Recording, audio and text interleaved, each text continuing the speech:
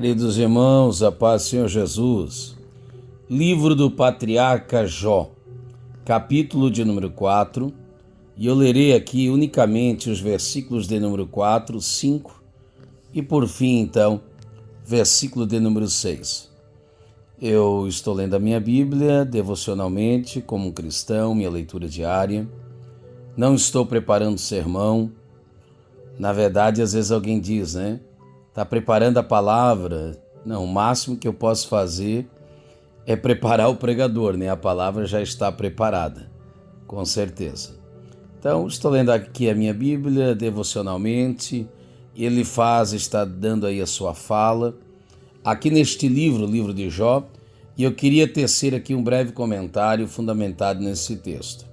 Olha que interessante, Jó 3:25, Jó disse assim, o que eu temia me aconteceu. E agora no capítulo 4, a partir do verso de número 4, ele vai argumentar.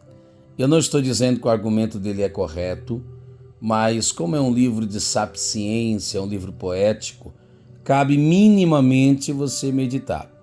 Ele diz assim, e suas palavras, ele confidencia isso. Suas palavras sustentavam os que tropeçavam. Por isso que Deus dá testemunha a respeito desse homem.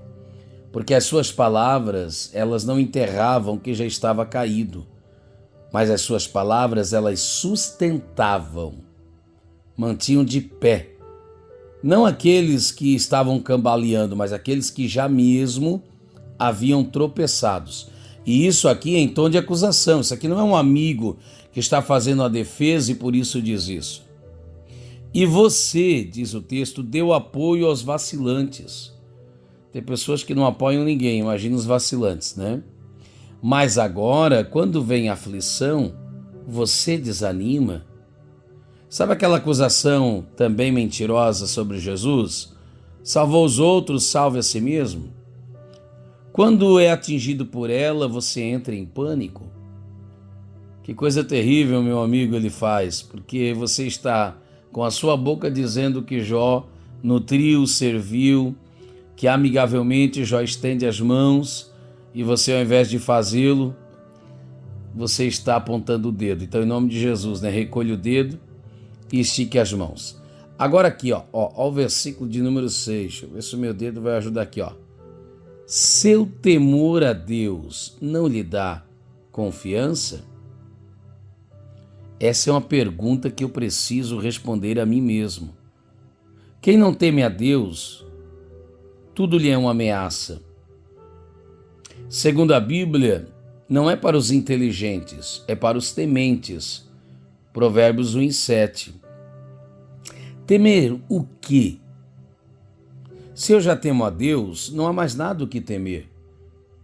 Eu sou temente a Deus.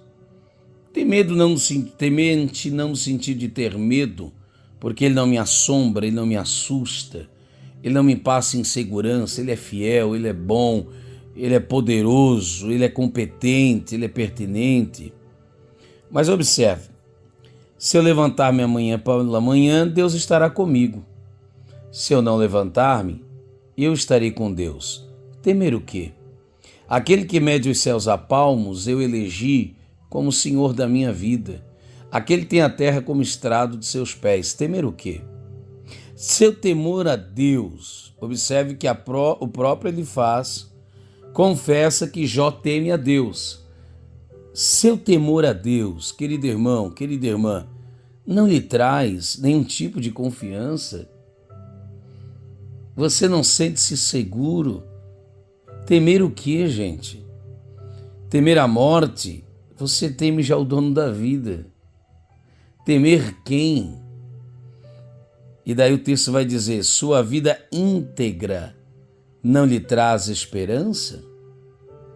Bom, Jó deveria inicialmente fundamentar-se mais em Deus, na sua excelência, no mérito eterno, na graça, na justiça e bondade de Deus. É bem verdade que essas terminologias o Jó ainda não conhecia.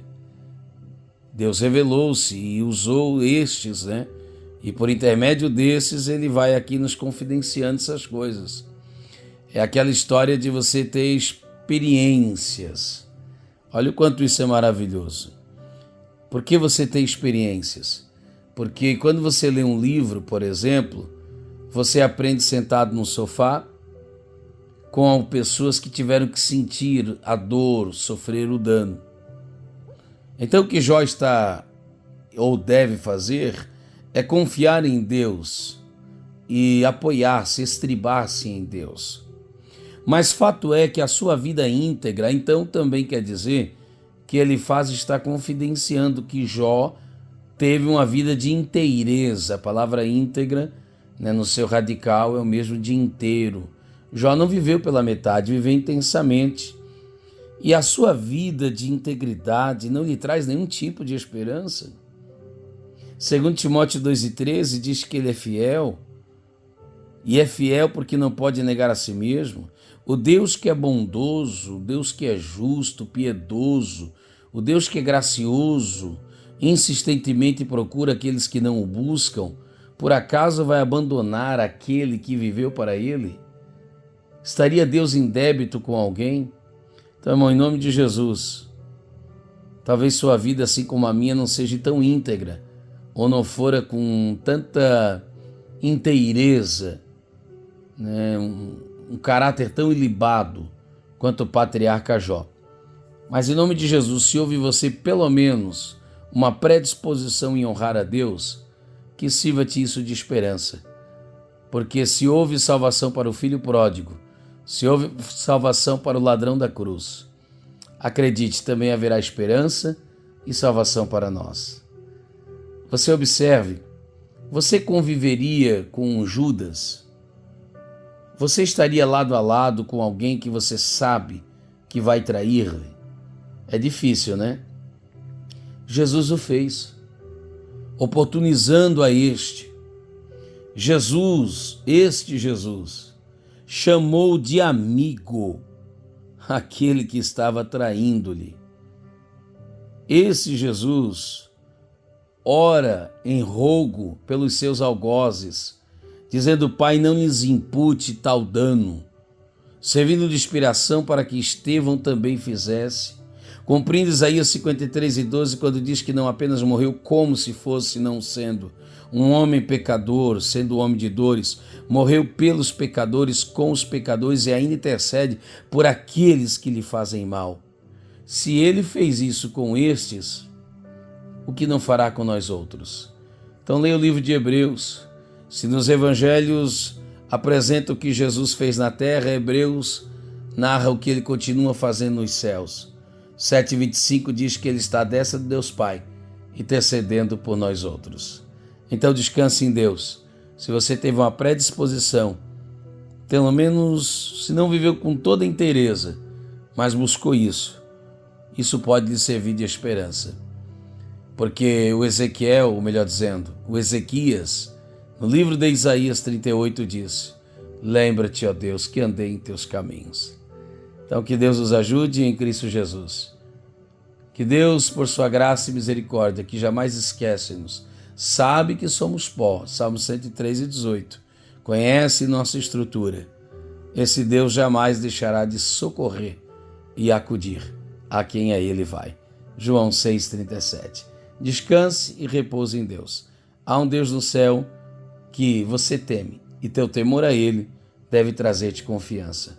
Sua inteira dedicação a Ele não ficará de modo algum sem recompensa. Deus te abençoe, em nome de Jesus. Uma breve reflexão aí ao seu pensar.